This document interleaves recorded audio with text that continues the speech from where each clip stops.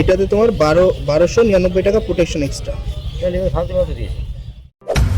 Online থেকে phone নিয়ে আমার সব থেকে বড় দোকান থেকে নিলেই ভালো হতো, অন্তত চার্জার কেবল তো ফ্রি পেতো। আসলে ব্যাপারটা কি হয়েছে, কাস্টমার ফ্লিপকার্ট থেকে অর্ডার করার সময় দেখে অর্ডার করেনি, তার কারণেই কাস্টমার ফ্লিপকার্টকে এখন দোষ দিচ্ছে। বন্ধুরা, আমার ভিডিও যদি আপনাদের ভালো লেগে থাকে তাহলে লাইক করে চ্যানেলটিকে সাবস্ক্রাইব করে রাখবেন, যাতে আমার ভিডিওর নোটিফিকেশন আপনাদের কাছে পৌঁছে। কাস্টমার ফোনটি অর্ডার করার সময় দুটো ভুল করেছিল।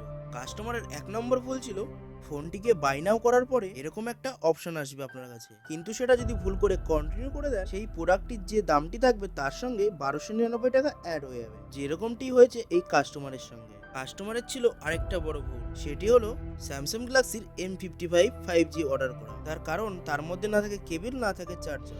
এইটা কই কেবলটা দেয় তো। তো বন্ধুরা, আপনারাই কমেন্ট করে বলুন এই ভুলটি কার, কাস্টমারের না আমাদের ফ্লিপকার্ট কোম্পানি।